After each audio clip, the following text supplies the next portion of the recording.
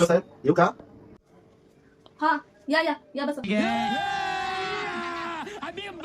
काय प्रॉब्लेम आहे तुम्हाला, बोला. डॉक्टर साहेब मला एक विचारायचं होतं की प्लॅस्टिक सर्जरी करायची होती, तर निदान किती खर्च येतो? प्लॅस्टिक सर्जरी तुम्हाला शरीराच्या कुठल्या भागावर करायची आहे? कारण प्रत्येक भागाचा खर्च जे चार्जेस असतात ते वेगवेगळे येतात.